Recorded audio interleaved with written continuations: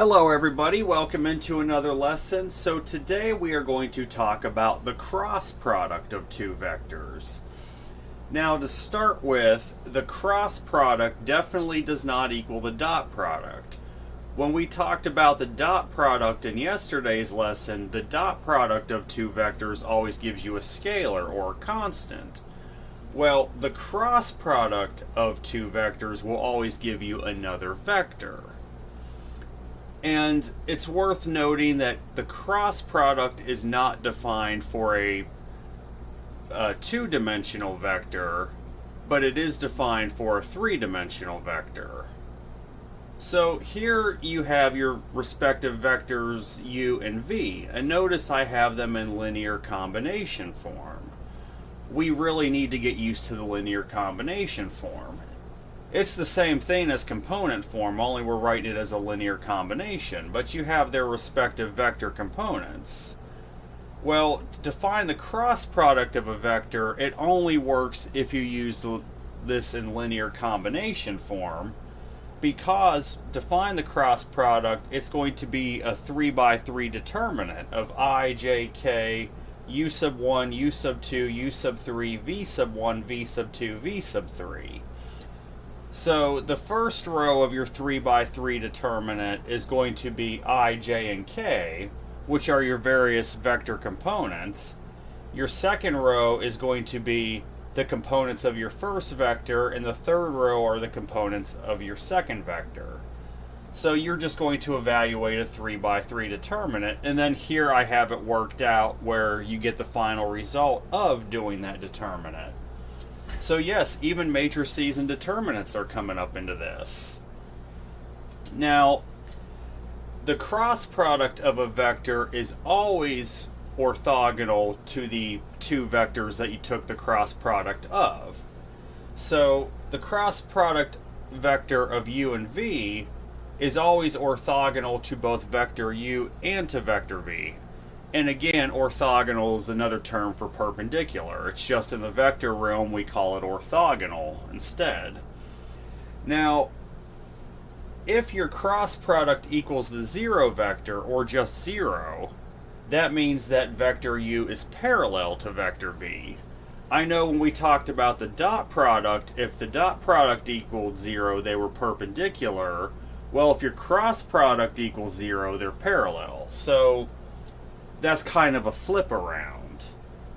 So if the cross product equals 0, the two vectors are parallel.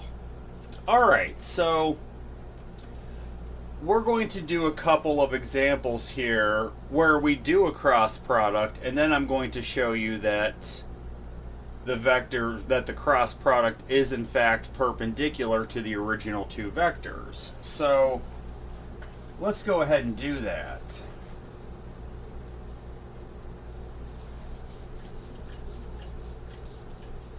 Alright, so what do we got here for our components? Let me just erase these because we're going to fill this in here with the actual entries. So we have vector u has entries of I minus j plus, well, there is no k, it's just I minus j. Vector v has no I, but it has a j minus k. So vector u has components I minus j in the linear combination form.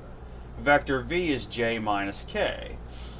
Well, the cross product then, you already have your default first row of the I, j, k variables. Now, your second row is going to be the coefficients of your I, j, and k components of u. Well, the coefficient for I in the u vector is 1, j is negative 1, and then you have a 0 coefficient on the k. And then vector v has a 0 on the I, a positive 1 on the j, and a negative 1 on the k. Now, when you solve normal determinants, it doesn't matter which row you go with or which column you go with. However, when you're taking the cross product, you have to use the first row.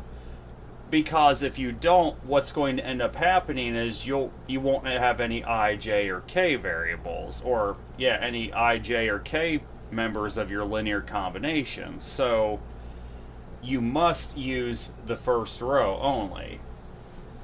So we're going to start with I. So if I take I, that would be times the resulting determinant here. We're going to take then a 2 by 2 determinant of, scratch out the first column in the first row, you would get -1, 0, 1, -1, minus j, because the second term in the first row you're actually going to throw a negative on. This is a little bit of a review for finding 3 by 3 determinants. So this time, strike out the second column in the first row, you'll get the resulting 2 by 2 determinant of 1, 0, 0, -1. And then we'll have a plus k times a 2 by 2 determinant of, strike out your third column in first row, would be 1, -1, 0, 1. Now let's go ahead and actually do these determinants. So you'll have I times -1 times -1, that's +1, minus 0 times 1, or just minus 0, minus j times 1 times -1 is -1, minus 0 times 0, that's minus 0. And then you'll have plus k times, then you have 1 times 1, which is 1, minus -1 times 0, that's minus 0. So for the final simplification, you end up getting I plus j plus k. That would be the cross product of u times v, which we know is the same thing if you wanted to write it in component form of 1, 1, 1. That would be the same thing in component form, but we're going to stick with the linear combination form since we're dealing with cross products. So we have now worked out the cross product itself to be I plus j plus k. The next part of this I want to show you is that the cross product is in fact orthogonal to each of these vectors. Well, this will go back to yesterday's lesson, right? If you take the dot product of two vectors and you get 0, that means the two vectors are orthogonal. So we're actually going to end up taking the dot product of vector u with the cross product of vector uv. So we're going to take the dot product of vector u with the cross product of vector u and v. Well, alright, so let's do the first component here. You have I times I, or just 1 times 1. So you'd have 1 times 1 plus your j component in each. So you'd have a -1 on your u vector, and then a +1 on your cross product vector, plus in vector u, you have 0 on your k component and a +1 on your k component in the cross product. So this would simplify into 1 minus 1 plus 0, or simply 0. Therefore, vector u is orthogonal to the cross product of u and v. So since the dot product was 0 between vector u and the cross product of u and v, we were just able to prove that vector u is orthogonal to the cross product of u and v. And now let's prove that it's actually orthogonal to vector v. So we'll take the dot product of vector v with the cross product of u and v. So let's see, vector v has a 0 on your I component, so 0 times the positive 1 on your I component of the cross product, plus you have a positive 1 on your j component for v, and then a positive 1 on your j component for the cross product, plus you have a negative 1 on the k component of vector v, and then a positive 1 on your cross product component of k, which would simplify into 0 plus 1 minus 1, which gives you a dot product of 0. Since the dot product is 0, we can now say, therefore, vector v is also orthogonal to the cross product of u and v. So that's how you would prove that the cross product is orthogonal to each of these vectors. Let's do one more of finding the dot product, and then we'll also prove that it's orthogonal to both the vectors, and then we'll move on to something else here with the cross product. Alright, so this time we get that vector u has components of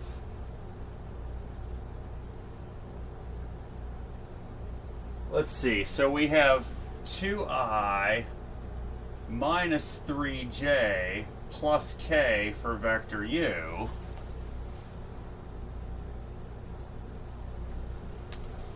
Vector v is going to be I minus 2j plus k. So vector u is 2i minus 3j plus k. Vector v is I minus 2j plus k. So first thing we want to do is find the cross product itself. So let's go ahead and do that. So the cross product of vectors u and v, again, is going to be a 3 by 3 determinant, where your default first row are the components I, j, and k. Now, the second row is going to be the components of u. So you'll take the second row, you'll have 2, negative 3, 1. Your third row will be your components of v, so you'll have 1, negative 2, and 1, the coefficients on your I, j, k components. Now again, unlike doing a normal 3 by 3 determinant, you have to use your first row exclusively. So this will simplify into I times the 2 by 2 determinant of strike out your first column and first row, you'll get negative 3, 1, negative 2, 1, minus j times the resulting 2 by 2 determinant when you strike out the second column and the first row. So you would get 2, 1, 1, 1 plus k times the resulting 2 by 2 determinant when you strike out the third column and the first row, would end up giving you 2, negative 3, 1, negative 2. Alright, so there's your 2 by 2 determinants, so let's do them. So you'll end up having I times negative 3 minus negative 3 times 1 is just that, it's negative 3. Minus 1 times negative 2 turns into plus 2. Then you'll have minus j times, let's see here, 2 times 1 is 2. Minus 1 times 1, that's minus 1. Plus, alright, 2 times negative 2, that's going to be negative 4. Minus negative 3 times 1 actually turns into plus 3. So if we simplify this one more time, you'll end up getting negative I minus j minus k. So the cross product vector of u and v is negative I minus j minus k. So now let me write that up here. So we got negative I minus j minus k for the cross product of these two vectors.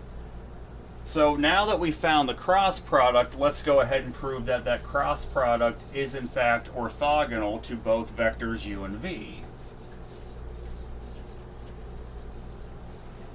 Alright, so let's take then the dot product of vector u with the cross product of vector u and v. That's how we'll prove that these are orthogonal. So the I component of vector u is 2, so you'll take that 2 times the negative 1 on the I component of the cross product, plus take the negative 3 of the j component on the vector u times the negative 1 on the j component of the cross product, plus take the positive 1 of your u component of your u vector on the k component times the negative 1 of your k component of the cross product. This is going to simplify into negative 2 plus 3 minus 1, which does in fact turn out to be 0. So therefore, vector u is orthogonal to the cross product of u and v. Now we're going to do the same thing with vector v. Let's prove that that's orthogonal to the cross product. So let's take the dot product of vector u with that cross product of uv. So the I component of vector v is positive 1. The I component of the cross product is negative 1, so we'll multiply those together, plus the j component of vector v is negative 2, and the j component of your cross product is negative 1, plus the k component of vector v is positive 1, and then the k component of your cross product is negative 1. So to simplify, you'll get negative 1 plus 2 minus 1. Well, that also turns out to be 0. And when the dot product is 0, that means the two vectors are orthogonal. Therefore, vector v is orthogonal to the cross product of u and v. Alright, so now we've seen how to take a cross product of two vectors. We've also seen how to prove that the cross product is orthogonal to both of the original vectors. Now we're going to talk about finding a unit vector that's orthogonal to both of the vectors. Alright, so let's go on to that.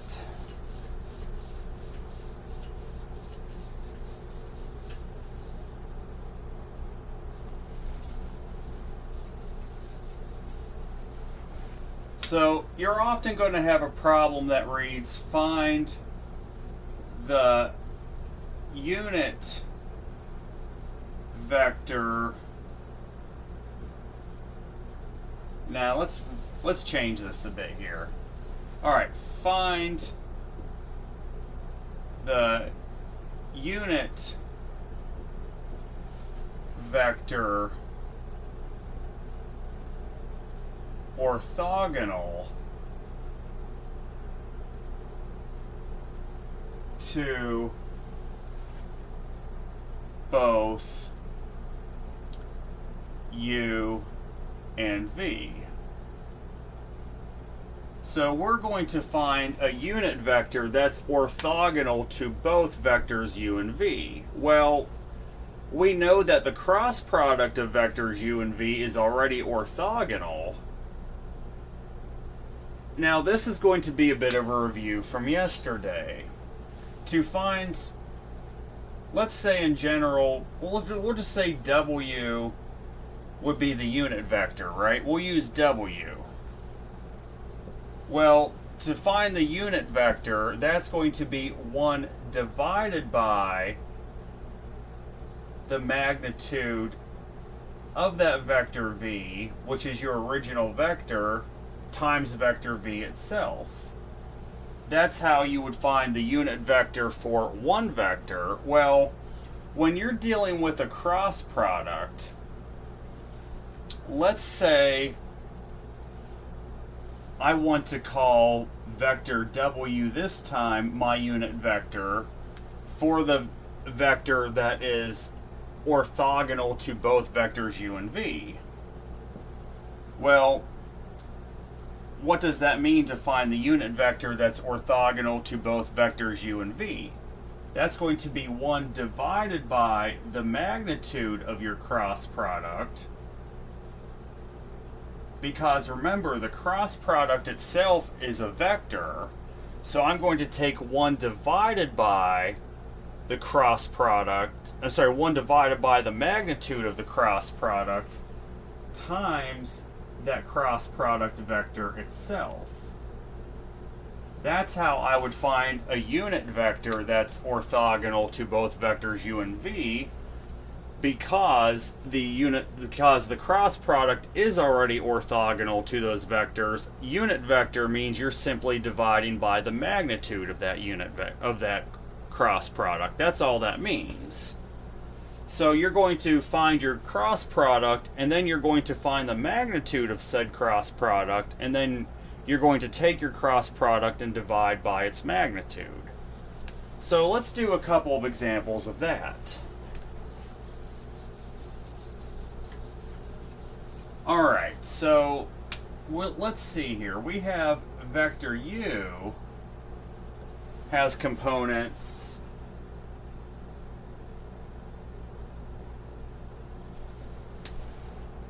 I plus 2j plus 3k.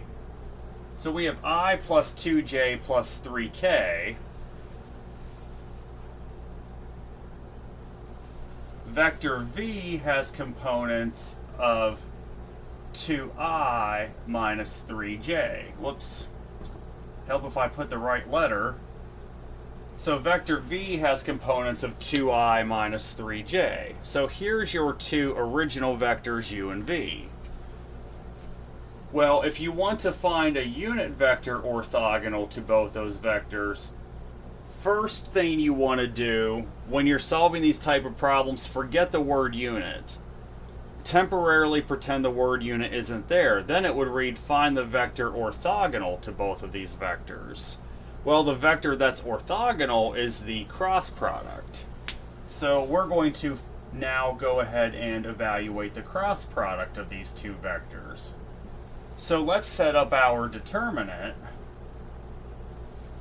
So of course your first row is the default I, j, and k. Now your second row are the components of u, so the coefficient on I is 1, coefficient on j is 2, coefficient on k is 3. Vector v is your third row, coefficient on I is 2, coefficient on j is negative 3, and the coefficient on k is actually 0. Now we can just set up our determinants that result from this. So we'll end up taking I times the resulting 2 by 2 determinant of 2, 3, negative 3, 0, minus j times the resulting determinant of 1, 3, 2, 0,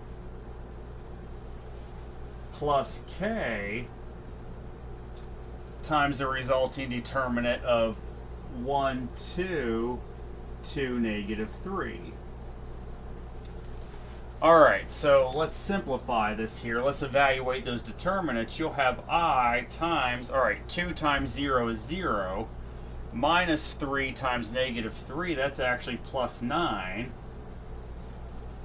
minus j times, 1 times 0 is 0, minus 3 times 2, so that's minus 6, plus k times 1 times negative 3 is negative 3, minus 2 times 2, that's minus 4. So when you simplify this, you'll end up getting 9i plus 6j minus 7k. So that's going to be your cross product vector, is 9i plus 6j minus 7k. So let me go ahead and write that up here. So u times v is 9I plus 6j minus 7k. Now, this is where the word unit comes into play. Once you found your cross product, the very next thing you want to do is find the magnitude of the cross product. So, if we recall how to find the magnitude of a vector, that is simply going to be the square root of each of the components squared. So, the sum of each of those components squared. So, the square root of 9 squared plus 6 squared plus that negative 7 squared. So that's going to equal then the square root of 81 plus 36 plus 49. Which, let's add all these together.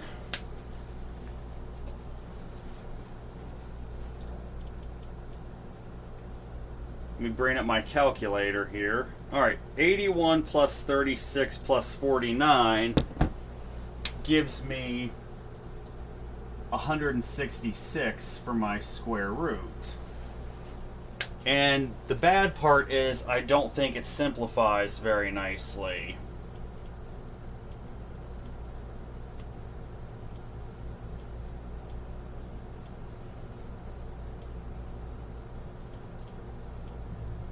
Yeah, I don't think it's going to. Nope, there is no way to simplify that. So the magnitude of vector u times v is going to be the square root of 166.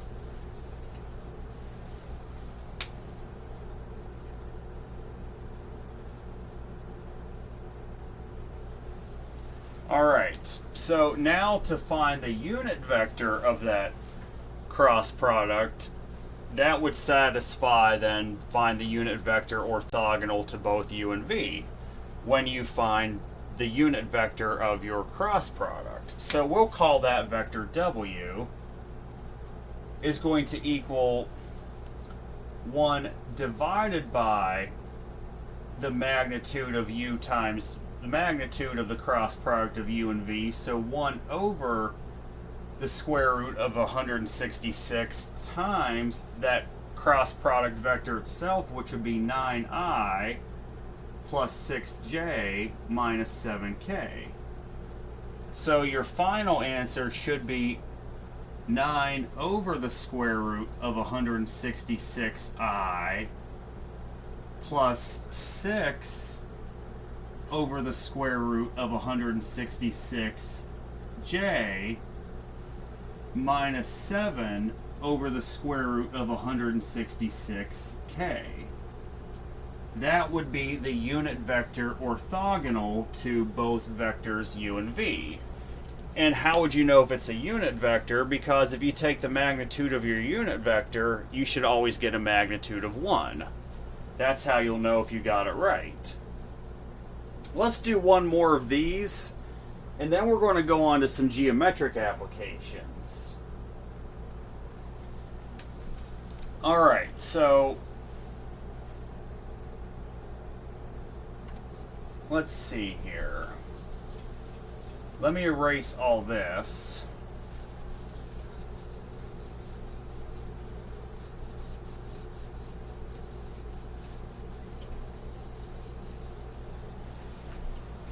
So let's see here.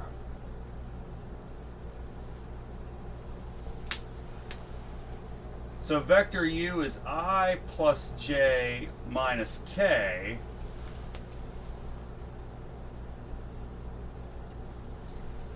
Vector v is I plus j plus k. So we want to find the unit vector orthogonal to both vectors u and v. Again, forget the word unit for a second, just focus on finding a vector orthogonal to both u and v. Well, that's the cross product of the two vectors, right? So let's set up our 3x3 determinant. So the first row, again, always I, j, and k by default. Now your second row are the components of u, so the coefficient of each of these would be 1, 1, negative 1. And then vector v is your third row, so the coefficients are 1, 1, and 1. Now let's go ahead and set up our determinants. So you'll have I times the resulting 2 by 2 determinant of 1, negative 1, 1, 1 minus j times the resulting determinant of 1, negative 1, 1, 1 plus k times the resulting determinant of 1, 1, 1, 1. So let's do the determinant work here. You'll have I times, well, 1 times 1 is 1, minus negative 1 times 1 turns into plus 1, minus j times the determinant. 1 times 1 is 1, minus negative 1 times 1, that's another plus 1, plus k times 1 times 1 is 1, minus 1 times 1, that's minus 1.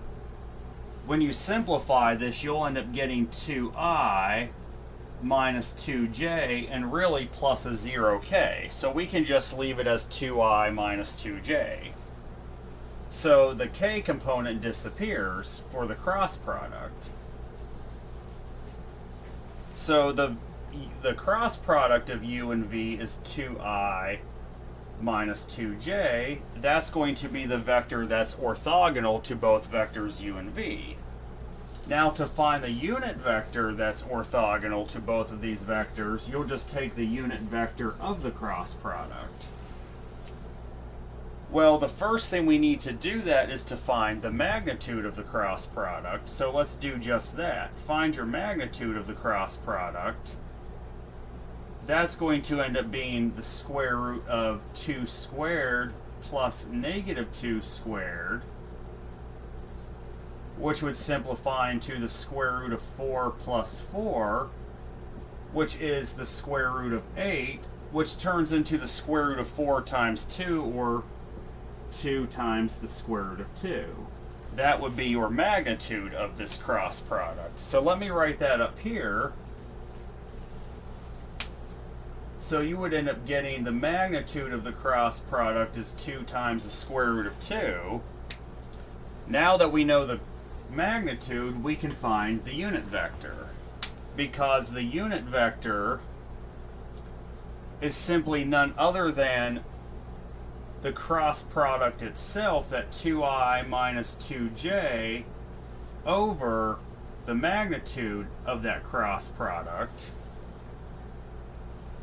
which when we simplify this should give us a final result of 1 over the square root of 2i minus 1 over the square root of 2 times j. And that is going to be the unit vector that is orthogonal to both vectors u and v. Alright, so now we have found unit vectors orthogonal to both vectors. Now,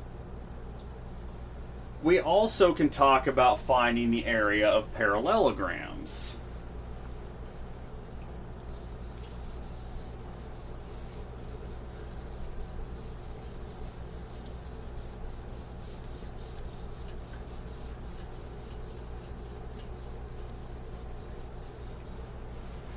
Alright, so find the area of the parallelogram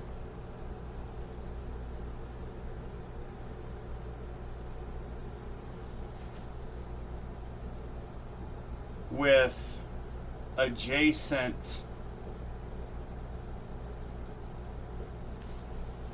vectors u and v. So we're going to find the area of the parallelogram with adjacent vectors u and v. Well, what is the area of a parallelogram? Area of a parallelogram is just the base times the height. That's how you get the area of a parallelogram. That's the simple geometric formula, which is going to apply to vectors. Well, to get the area of a parallelogram using vectors, you take the base times the height. Well, if vector u is your base, if vector h is your height, that's going to be simply the cross product of vectors u and v. Well, the area is always a number, not a vector, so that means the area is just simply the magnitude of your cross product. So the area is going to be the magnitude of the cross product of your two vectors. That's how you would find the area of a parallelogram with adjacent vectors. So in this case, they give us that vector u has just k. That's it for vector u. It only has a component k. Vector v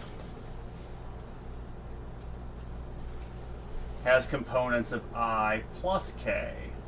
So vector v is I plus k. We want to find the area of a parallelogram. And again, yes, parallelograms have two adjacent edges. Well, let's go ahead here. What we're going to have to do to find the area is find the magnitude of the cross product of those two vectors. So let's find the cross product itself. That would probably help.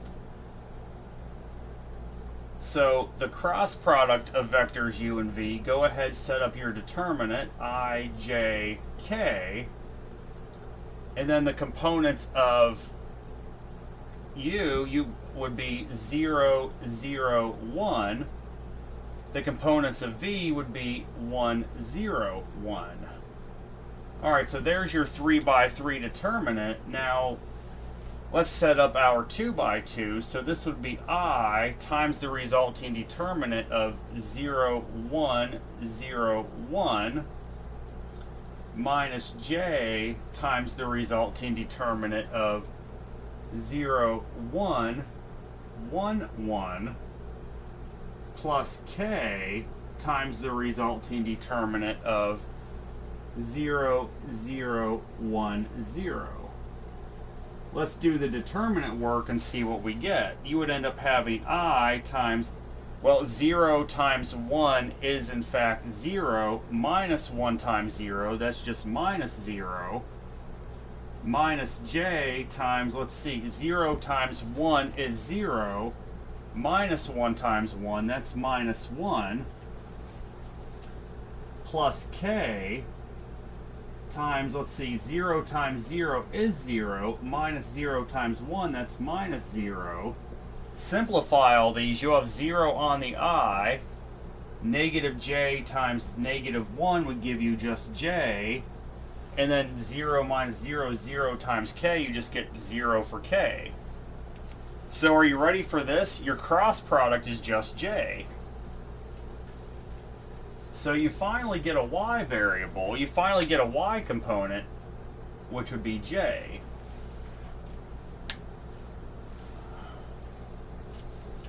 So I think in this case, it should be pretty obvious then what the magnitude of u times v, magnitude of the cross product is. The area always equals the magnitude of the cross product. Well, I only have one component for this vector, so that's literally just going to be 1. I'll get an area of 1 for this parallelogram with these two vectors. So the area of the parallelogram formed by vectors u and v being the adjacent edges is 1 by taking the magnitude of the cross product. Let's do another example. We'll make it a little bit harder this time. So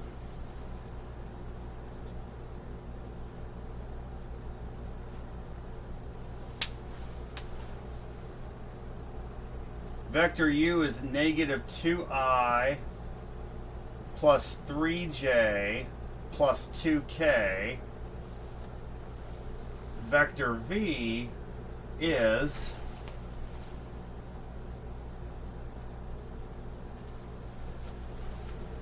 I plus 2j plus 4k. So we have vector u is negative 2I plus 3j plus 2k. Vector v is I plus 2j plus 4k. Let's go ahead first, in order to find the area, since we know that vectors u and v are adjacent edges to each other, we need to find the cross product of those two vectors. So set up your 3 by 3 determinant. You'll have I, j, and k in the first row. Then your coefficients for the components of vector u would be negative 2, 3, 2. Then the coefficients for your components of vector v would be 1, 2, and 4. So there's your 3 by 3 determinant set up. Now let's go ahead and let's get these 2 by 2 determinants. So that'll be I times the determinant of 3, 2, 2, 4 minus j times the determinant of negative 2, 2, 1, 4 plus k times the determinant of negative 2, 3, 1, and 2. Alright, so let's do the determinant work. So you'll have I times, alright, 3 times 4 is 12, minus 2 times 2, that's minus 4, then minus j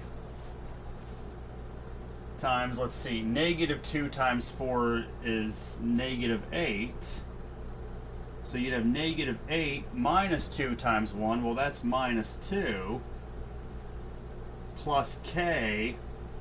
Then we have, let's see, negative 2 times 2 is negative 4, minus 3 times 1, that's minus 3. So the final answer should end up giving you 8i plus 10j minus 7k. So there's your cross product of those two vectors is going to be 8i plus 10j minus 7k. So let me write that where the determinant was to free up some space. So that cross product vector is 8i plus 10j minus 7k.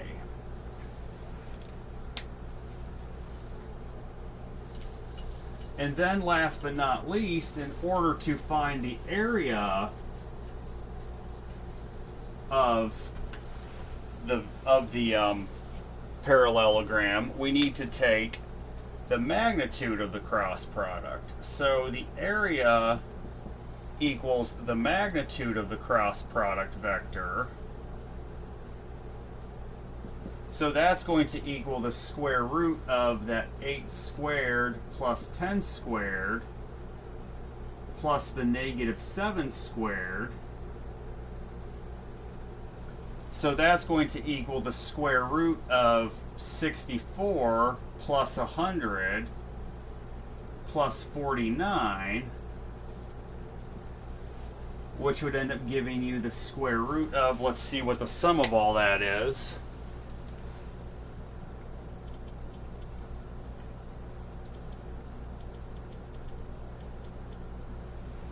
That would end up giving you the square root of 213, which I know is not a perfect square, so you could find a decimal approximation for that, but the area of this particular parallelogram with these adjacent edges vectors u and v is the square root of 213 units, or square units I should say. Alright, now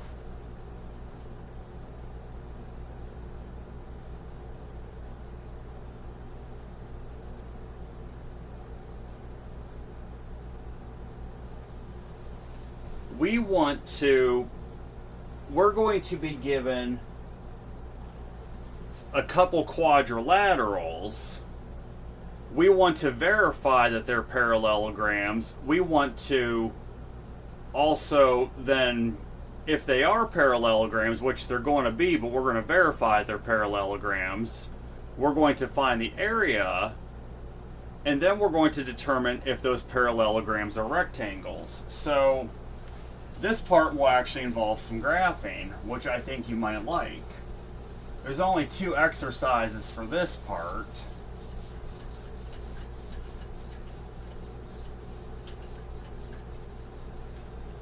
So let's see here. It's going to be a parallelogram formed by vertices A having the order triple 2, -1, 4. So let's plot that. So 2 on the x direction, right about here. -1 on the y is right about there. And then up 4 in the z direction, that's about here. So here's point A.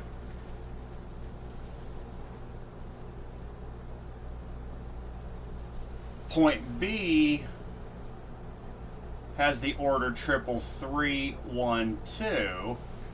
So 3 on the x, 1 on the y, up 2 on the z. That's about here. So here's point B. We can actually go ahead and already connect sides A and B. Now point C has the order triple 0, 5, 6.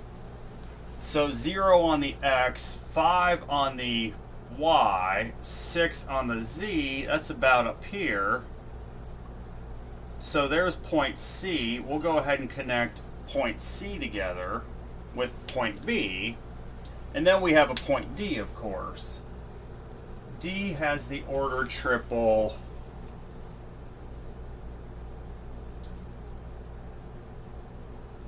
-1, 3, 8.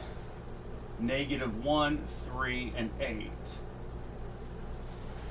So in the x direction, we go -1 over 3 in the y and up 8 in the z. So there is going to be roughly point D. And I know this probably isn't drawn to scale the best. It may not look like a parallelogram, but it is. So here's our parallelogram formed by our 4 vertices, okay? Next thing we want to do, first show this is a parallelogram. How are we going to show it's a parallelogram? Well, if we find vectors A and D and B and C, all we have to do is show that those are scalar multiples of each other. And then same with vectors A, B, and C and D. Well, first, why don't we actually find all these vectors? So vector AB, that's going to be equal to, so take 3 minus 2, you'll end up getting, then, let's see, you would have I, if we do this in linear combination, then take the 1 minus -1, so 1 plus 1, that would give you plus 2j, and then 2 minus 4, that would end up giving you minus 2k. So there's your vector AB. Let's now find vector CD. Or actually, let's do DC. So let's take vector DC. So we're going from D to C, trying to go in the same direction as AB. So we'll take 0 minus -1, which would be 1, so that would be I. And then 5 minus 3, that would be plus 2j. And then you have 6 minus 8, that's minus 2k. Well, if we look here at vectors AB and DC, they are exactly the same vector in the sense that they both have a scalar multiple of 1. since AB is literally equal to DC in terms of vectors, that means for sure that AB, vector AB, is parallel to vector DC. So we have one pair of parallel sides, right? But in order for it to be a parallelogram, both pairs of sides have to be parallel to each other, do they not? So let's find vectors AD and BC. So first let's find vector AD. Well, that of course would be then, let's take that -1 minus 2, you would end up getting -3, so you'd have -3i, and then you'll take 3 minus -1, which is 3 plus 1, so plus 4j, and then you'll end up taking 8 minus 4, so that'd be 4, so plus 4k, and then we can do the same thing, find vector BC. Vector BC, so take 0 minus 3, you would get -3i. 5 minus 1, that'd be plus 4j. And then 6 minus 2, well, that's plus 4k. And if we look, AD and BC are the exact same vector, so that means they're parallel. So since vector AD equals vector BC, we have now shown that vector AD is actually parallel to vector BC.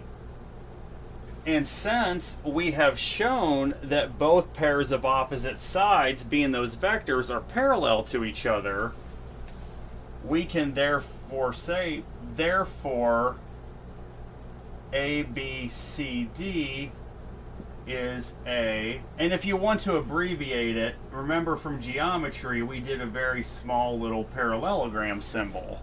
We can say that ABCD is a parallelogram, since we've proven that both pairs of opposite sides are parallel.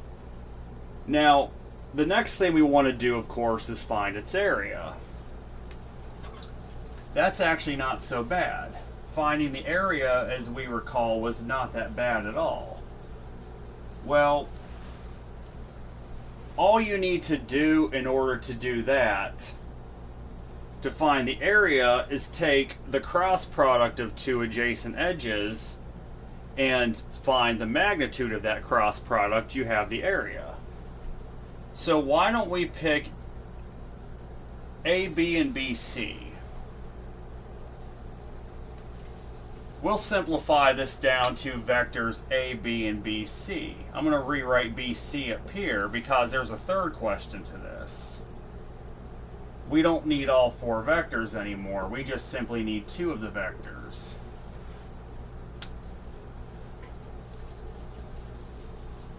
Well, okay, how do we find the area of this parallelogram?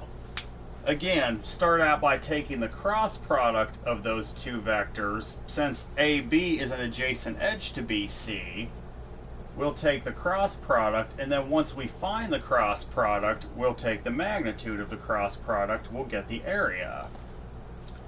So the cross product, then, that's the determinant of I, J, K, 1, 2, -2, -3, 4, 4. Alright, so let's reduce this down to 2 by 2 determinants. I times the determinant of 2, -2, 4, 4, minus j times that determinant of 1, -2, -3, 4, plus k times the determinant of, let's see, 1, 2, -3, 4. So now let's do the determinant work. You'll have I don't know why I have the magnitude of the cross product. I'm just finding the cross product itself, excuse me. So you'll have I times, let's see, 2 times 4 is 8, minus negative 2 times 4, that would be plus 8, minus j times the determinant here, let's see, so 1 times 4 is 4, minus negative 2 times negative 3, minus negative 2, that's 2 times negative 3, so minus 6, plus k times, let's see, 1 times 4 is 4, minus 2 times negative 3, that's plus 6. So this would turn into 16i, then negative 2 times negative 1, that would be plus 2j, and then plus 10k. So the unit vector itself is 16i plus 2j plus 10k. Now let's go ahead and find the area. So let me write that up here.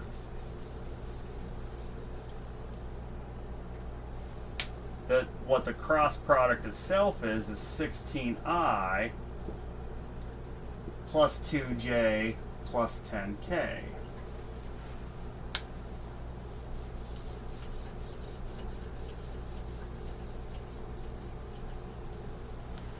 So the area itself equals the magnitude of the cross product. So the magnitude of the cross product of vector AB and BC. So that's going to equal then the square root of that 16 squared plus 2 squared, not 2 to the 4th, what the heck, 2 squared plus 10 squared, which would turn into the square root of 256 plus 4 plus 100, which would end up being the square root of 360, which is the same thing as 10 times square root of 10 times the square root of 36, which would just be 6 times the square root of 10. So you would have an area for this parallelogram of 6 times the square root of 10 units. Alright, so that's your area. Now, the last thing we have to do is determine, is this parallelogram a rectangle? Well, let's go all the way back to geometry. What's true about a parallelogram with a right angle? If even if one angle of the parallelogram is a right angle, that makes the whole thing a rectangle, right? That means every angle would have to be 90 degrees. So all we need to do is show that one angle is a right angle and you have a rectangle. So let's go ahead now. Let me show you a formula here. So there is a formula that says that the sine of theta is equal to, that's going to be equal to the magnitude of the cross product divided by the product of the individual magnitudes. So we actually have a formula that involves cross product with angles. To find the angle between two vectors, I know we had one with the dot product, now we have one with the cross product. You can use this formula to also find the angle between two vectors. The sine of theta equals the magnitude of the cross product divided by the product of the individual magnitudes. Well, good news is we already have the magnitude of the cross product in this case, because in this case it's going to end up being that u times v represents that AB times BC. What we should probably find now first is going to be the magnitude of AB, let's find the magnitude of vector AB. So that's going to be the square root of that 1 squared plus 2 squared plus the negative 2 squared,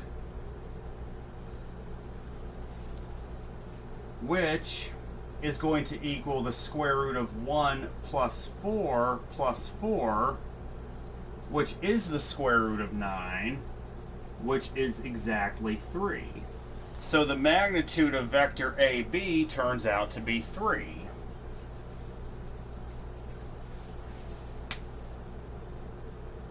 So we'll plug that in for the magnitude of AB. Now, of course, we need to find the magnitude of vector BC.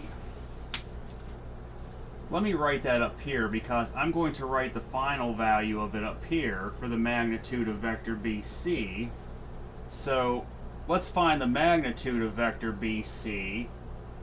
That's going to equal the square root of that negative 3 squared plus 4 squared plus 4 squared. Well, that's going to equal the square root of 9 plus 16 plus 16. Well, that's going to then equal the square root of 16 plus 16 is going to be 32 plus 9 is 41. So the magnitude of vector BC equals the square root of 41. All right. Well, remember that formula I showed you. I'll keep it up here. We'll have the sine of theta is equal to the magnitude of the cross product of the two vectors divided by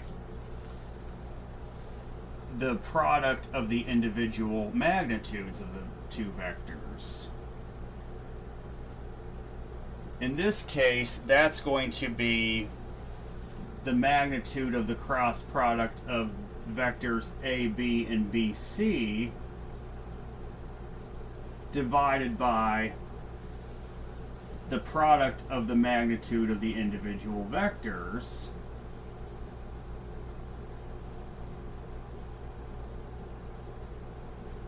which when we put that in, the magnitude of the cross product was 6 over the square root of 10, 6 times the square root of 10, divided by, now plug in your individual magnitudes. AB is 3, BC was square root of 41. So this would simplify into, well, 2 times the square root of 10 over the square root of 41.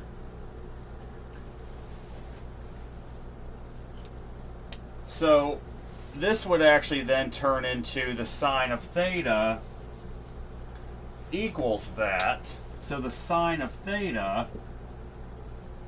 equals 2 times the square root of 10 over the square root of 41. Well, when does the sine of theta equal 90 degrees? When does it give you a right angle? When the sine is 1, right? But we know this is not going to be a right angle, but this is good practice on how to find the angle between two vectors. This is going to then end up being, let's see, well, define theta, that means theta equals the inverse sine of that 2 times the square root of 10 over the square root of 41.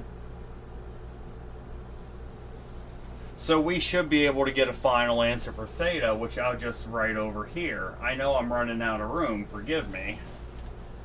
But let's take the inverse sine of that 2 times the square root of 10 over the square root of 41. So